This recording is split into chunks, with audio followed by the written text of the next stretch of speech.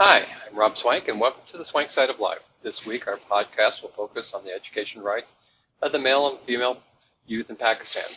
I would also like you to consider how important these factors are in supporting our education, the education for the future leaders of this struggling nation. Pakistan's Educational Report Card. Per the test article, Pakistan's elite faces up to the future of reforms. Quote, Pakistan ranks 163rd in the United Nations Index of 177 countries' education systems, and only 62% of those children, primary age children attend school. Government schools are overcrowded and under-resourced, and teachers are often political appointees who are guaranteed jobs for life, but many simply choose not to turn up. Half of Pakistan's adult population is illiterate, unquote.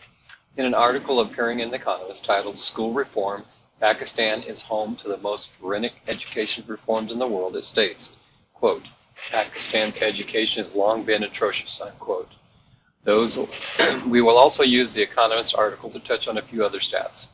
Those that start in the state-sponsored schools currently tend to drop out by the age of 9. Pakistan is seeing that of those who start public schools, only 3% graduate the 12th grade.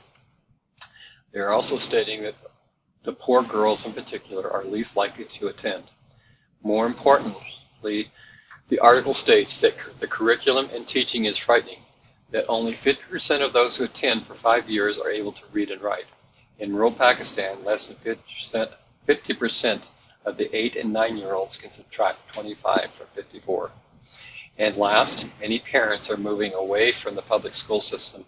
At the time of the article, it was stating that a third of the schools are now in private schools. Let's turn to some thoughts onto the why of this. In reading the report from Nadia Nabiwala of the Wilson Center, it states, quote, it does not come down to how much the country spends, but how the money is spent. Pakistan needs to spend better, not simply to spend more, unquote. In my search for answers, I find the reasons for this struggling school systems very vast.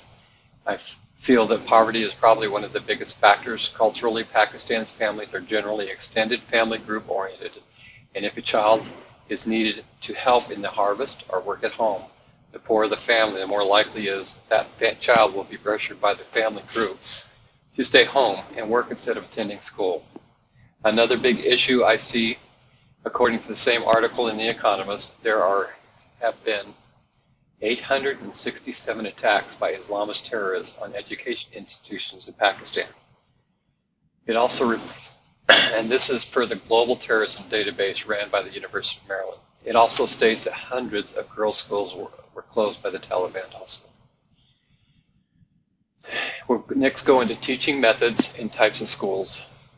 The kicker for me here is that there are some low-cost private schools which are costing as little as half as much as the public school system. The students are coming out of some of these schools at 2 grades ahead of the youth in the public schools.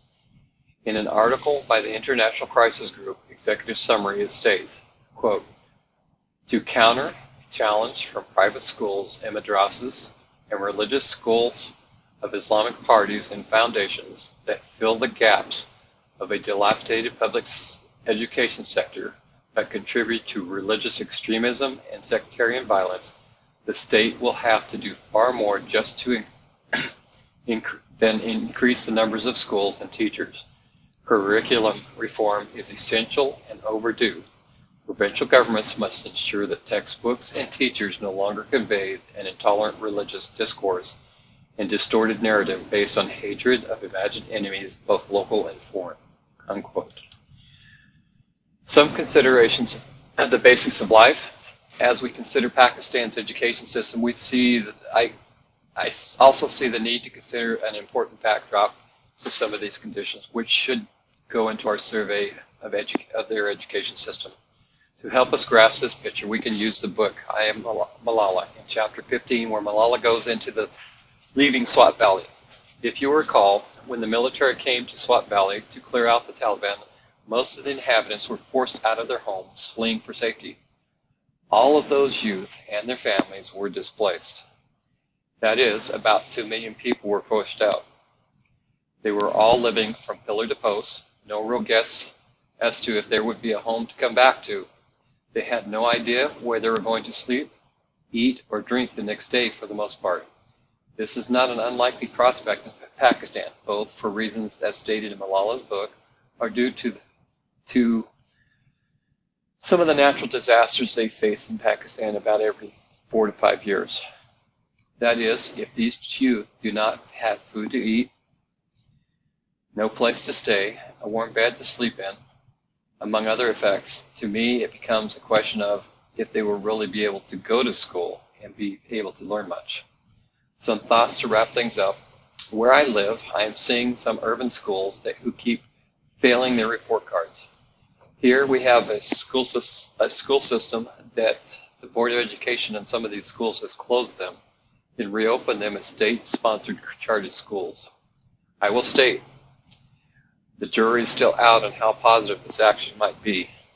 I will also say that it has been one way to break the union issues, and the school district struggles with getting rid of what we call the military roads, aka retired on active duty. In contrast, I see similarities in our local school struggles with the issues I'm seeing in Pakistan. I must state, I'm not seeing anything near on the same scale as Pakistan, but there are some familiar aspects. I do need to state one big difference is in the U.S., those new schools can hire whom they want, but they still have to teach the required subjects, and they're actually under more of a microscope than the former public schools as far as their report cards. In closing, Pakistan's struggles are many and diverse.